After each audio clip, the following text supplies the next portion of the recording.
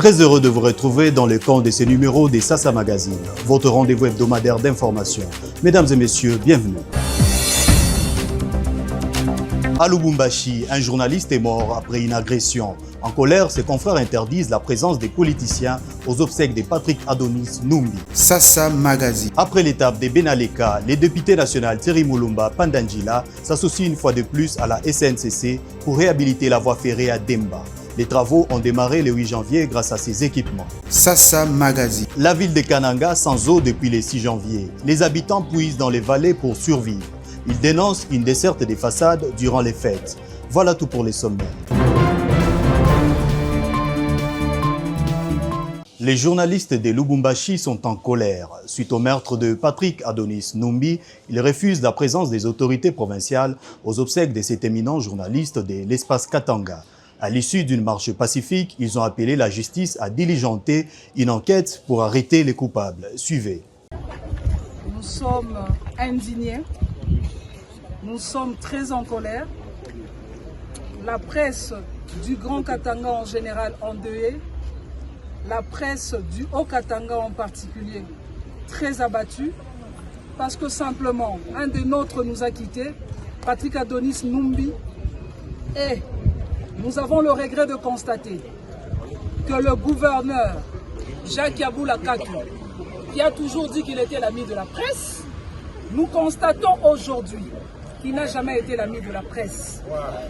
La presse est en train de pleurer seule. Nous sommes venus dans le Haut-Katanga, disons au gouvernorat du Haut-Katanga, pour déposer le mémo. À notre grande surprise, le gouverneur du Haut-Katanga n'est pas là. Dans son bureau, il arrive. Et nous voulons maintenant dire ceci, que tous les officiels du Haut-Katanga, que personne ne vienne assister la presse aux obsèques de Patrick Adonis. Nous n'avons pas besoin d'un seul franc congolais venant d'un seul officiel. Député provincial, je ne sais pas moi, député provincial ou député, comme vous voulez, un membre du gouvernement provincial, nous n'avons pas besoin de vous. Merci beaucoup. Le chef de l'État, Félix-Antoine Tshisekedi Tshilombo, a présidé ce mercredi une réunion élargie du Conseil supérieur de la défense à la Cité de l'Union africaine.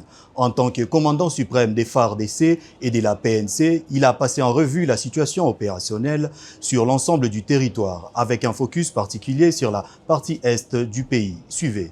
Nous venons de terminer sous la direction du commandant suprême de forces armées de la République démocratique du Congo et de la police nationale congolaise, une réunion du Conseil supérieur de la défense élargie où nous avons essentiellement passé en revue la situation opérationnelle dans toute la République démocratique du Congo, mais spécifiquement dans l'est de la République démocratique du Congo. Cette réunion du Conseil supérieur de la défense était la première avec le nouveau chef d'état-major général qui a eu à la suite du vice-premier ministre, ministre de la Défense, donné les grands axes de sa vision sur ce qui concerne notamment la montée en puissance de forces armées de la République démocratique du Congo, mais la réponse militaire que nous apportons face à la guerre d'agression qui nous est menée par les Rwandais et ses supplétifs terroristes du M23. Comme vous l'avez suivi à travers les médias ce matin, dans le rapport qui a été fait par le chef d'état-major général, nos troupes ont repris l'initiative et nous ne voulons pas aller dans des annonces, mais vous allez voir que dans le jour qui vient, la montée en puissance de forces armées de la République démocratique du Congo va se poursuivre et les pans du territoire qui sont occupés par les forces d'agression seront récupérés. Nous aurons régulièrement l'occasion de vous faire le point de ces progrès. Au-delà de la question opérationnelle qui a été abordée dans toute sa dimension, nous avons aussi abordé les aspects diplomatiques de ces questions où vous avez noté avec nous l'isolation de plus en plus constatée du Rwanda qui montre que ce n'est pas le pays qui veut la paix dans l'Est de la République démocratique du Congo. Et de ce point de vue, la ministre d'État, ministre des Affaires étrangères, a reçu des orientations précises sur ce qui doit être fait à ces niveaux. Lancement à Demba Cité des travaux de réhabilitation de la voie ferrée ce mercredi 8 janvier. Cette nouvelle phase vise à renforcer la sécurité et la durabilité de ces infrastructures indispensables pour la mobilité et l'économie de la région. Une synergie entre la SNCC et l'honorable Thierry Mulumba Pandangila. Passika Bouya, Grace Ndibou et Anjaloki pour ce reportage. La voie ferrée à Demba Cité était dans un état préoccupant. mettant en mal la sécurité des usagers et l'activité économique de la région. Sa réhabilitation marque une nouvelle étape cruciale pour assurer l'effectivité des trafics ferroviaires.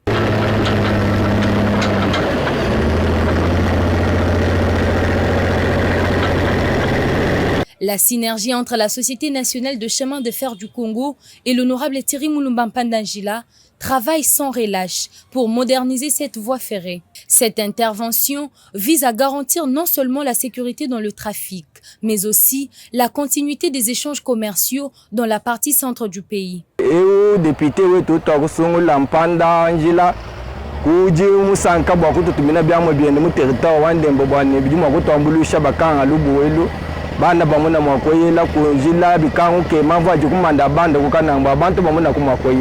La réhabilitation de la voie ferrée à Demba Cité est un pas vers un réseau ferroviaire plus moderne et plus sécurisé en RDC. Un projet qui, une fois terminé, comportera plusieurs avantages, notamment assurer les transports faciles des personnes et de leurs biens afin de booster l'économie locale.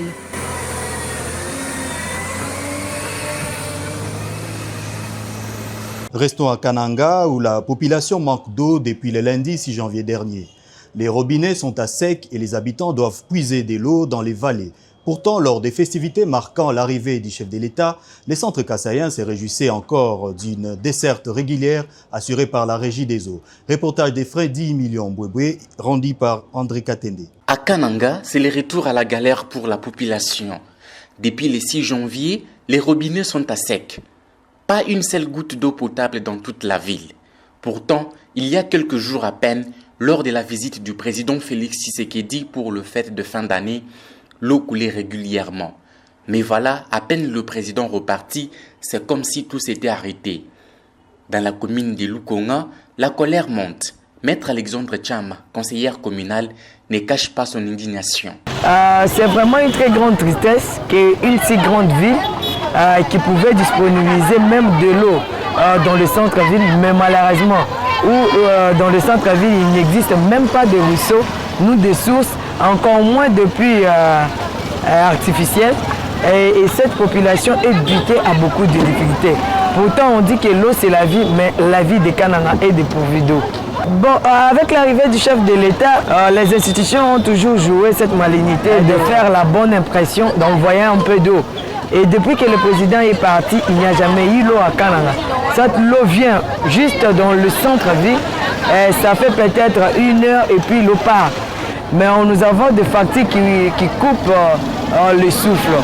Et nous voulons l'implication personnelle du gouverneur de province et du gouvernement central pour que nous puissions décanter cette situation. Une situation qui inquiète, surtout avec les risques de maladies hydriques. Dans les quartiers, la vie tourne au ralenti. Les femmes s'élèvent dès l'aube, font des longues files aux rares sources encore accessibles et les tâches ménagères s'accumulent faute d'eau. La population est à bout et réclame une solution rapide.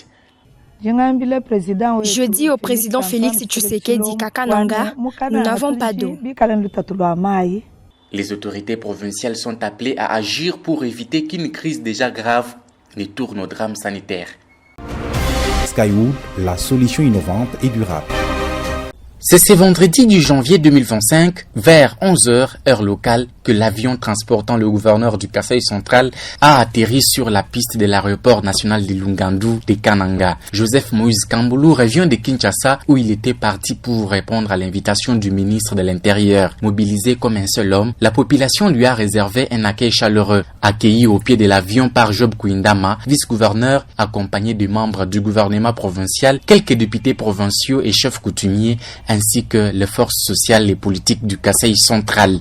Le cortège parti de l'aéroport jusqu'au bâtiment administratif où le chef de l'exécutif provincial s'est adressé à la population venue à son accueil. Dans son adresse, Joseph Moïse Kamboulou, après avoir remercié tous ceux qui étaient allés à son accueil, a fait savoir qu'il était parti pour Kinshasa sur invitation du ministre de l'Intérieur pour discuter des questions liées au développement de la province. Il a invité la population à soutenir la vision du chef de l'État, Félix Tshisekedi Tshilombo, et à demeurer dans l'union pour l'émergence de la province.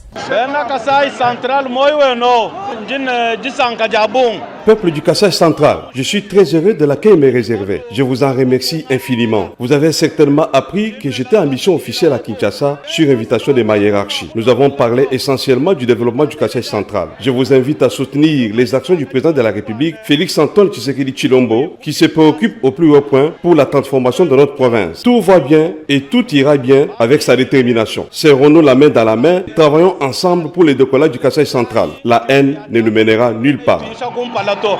Signalons que les déplacements du gouverneur Kamboulou, sur invitation du ministre de l'Intérieur, avaient fait couler beaucoup d'encre et de salive, étant donné que ces rappels intervenaient après la polémique autour de ses propos lors du briefing de presse organisé à Kananga en marge du séjour du président Tshisekedi, au cours duquel le gouverneur du Kasaï central avait déclaré que rien ne fait dans la province et elle est abandonnée. Le premier vice-président de l'Assemblée nationale, le professeur Isaac Jean-Claude Tshilombaï Moussaou, veut du changement. Il plaide pour que l'ISDER devienne un institut facultaire de développement rural. Selon lui, ça pourrait donner au Kasaï central un vrai produit de qualité à proposer lors des échanges commerciaux des Kalambambouji. Un sujet signé Espérant Daniel Kamboulou et Passi Kabouya. Lors de sa visite au site d'Nkonko, où de nouveaux bâtiments modernes abritant des grands auditoires ont été construits, le professeur Jean-Claude Isaac Tshilombaï Moussaou, premier vice-président de l'Assemblée nationale, a exprimé sa satisfaction totale et lancé un appel important. Ancien directeur général de l'Institut supérieur de développement rural de Tchibachi, ISDER Tchibachi, il a plaidé pour que l'Institut devienne un institut facultaire de développement rural.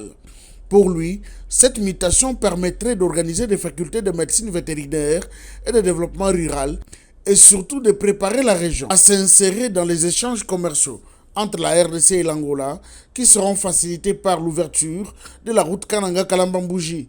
Cette route connectera le Kasaï au port de Lobito et par extension à l'océan Atlantique. Avec l'ouverture de la route d'espoir Kananga-Kalambambouji qui va bientôt connecter la région du Kasaï à la mer via les ports de Lobito, il est important que l'élite de la région réfléchisse sur les types de produits à proposer au marché de change avec l'Angola qui risque de prendre les dessus avec ses produits manufacturés à vil prix qui pourront inonder les marchés congolais, a-t-il souligné. Le premier vice-président a également demandé au gouvernement de subventionner ISDER Tchibachi, rappelant que les récents bâtiments ont été construits grâce aux frais payés par les étudiants. Je viens de visiter ici un auditoire extraordinaire. Je ne pense pas qu'à l'étape actuelle, que l'université de Kinshasa ait un auditoire de cette dimension, il n'y en a pas. Et je m'imagine que ce soit le plus grand auditoire de cette ville. Une façon pour moi de reconnaître les efforts fournis ici par M. le directeur général, et j'encourage d'ailleurs à continuer sur cet élan avec les maigres moyens de contribution des étudiants qui ont fait ça, c'est extraordinaire. Pour sa part, le directeur général de l'ISDER Tchibachi, l'abbé professeur Tobias Kouzeza, s'est dit honoré par cette visite du premier vice-président, qui le réconforte dans les initiatives de rayonnement de l'ISDER Tchibachi, initié par son comité de gestion. Terminons votre magazine en sport. Votre média Sasa Studio a organisé une marche des santé le week-end dernier en marge des échanges de vœux pour 2025. Objectif, présenter les perspectives pour la nouvelle année en présence de ses partenaires. Reportage de André Katende, Placide Dioulou, rendu par Anastasie Mimbolo. Une marche de santé dénommée Sasa Fitness a été organisée par Sasa Studio, accompagnée de ses différents partenaires samedi 4 janvier 2025 à Kananga, dans la province du Kasaï central. Elle est partie du rond-point Imo-Kasaï jusqu'au rond-point Nganza pour retourner encore au rond-point Imo-Kasaï, point de chute. À en croire Freddy Million Bouéboué, directeur régional des Sasa pour la région du Kasaï et Katanga, l'objectif était de faire valoir cet organe de presse et tracer des nouvelles lignes à suivre entre Sasa et ses partenaires pour l'année 2025. Nous, c'est la communication au cœur de tous vos projets. Vous avez un petit projet, appelez-nous, nous serons au cœur de ce projet pour communiquer comme il se doit. Parmi les partenaires à cet événement, nous pouvons citer Maître Alexandre Tchama, conseillère communale élue de Lukonga et coordinatrice du Centre culturel de la jeunesse, Dr Marlène Delela, coordinatrice de l'ONG Femmes Acacia, Maître Jean-Claude Mupompa et Monsieur Benoît Belang Nichitenge, conseillers communaux de la commune de Kananga, qui ont montré leur reconnaissance à Sassa pour les avoir accompagnés tout au long de l'an 2024. Cette année, nous nous demandons toujours de nous accompagner, qu'ils puissent pas se fatiguer, qu'ils puissent aussi couvrir à temps plein la 4e édition du festival qu'on va lancer en mars. Très satisfaite. Très satisfaite. Pourquoi je viens de le dire que ça nous a toujours appuyés, nous a toujours accompagnés et d'une manière gratuite. Vous voyez un peu. C'est pourquoi je reformule encore pour demander à ça. C'est vrai que pour le moment, on n'a pas suffisamment de fonds pour pouvoir garder nos activités bien visibles dans le monde. Mais si ça peut continuer à nous appuyer. Nous promettons notre soutien à cette maison de la presse qui fait la fierté, qui fait une autre façon de communiquer, une autre façon de travailler dans la communication. C'est une fierté pour nous que ça soit l'initiative d'un fils du terroir. Il a tout notre soutien pour l'avenir et pour tout ce qu'il entreprendra. Ça a une particularité. Cette particularité, c'est la réussite, la persévérance, le travail bien fait. J'ai toujours adoré le travail fait par Sassa, l'honnêteté quand il s'agit de cela. Il s'y est dénoté que cet événement a été une occasion parfaite pour Sassa Studio et ses partenaires d'échanger des vœux pour l'année 2025. La matinée s'est terminée autour d'un rafraîchissement pour tous et une séance de photos des familles. Ça n'est complètement fini pour ces numéros des Sassa Magazine. Merci d'avoir été des milliers à nous suivre sur différentes chaînes partenaires. L'info continue sur notre site internet www.sassastudio.net.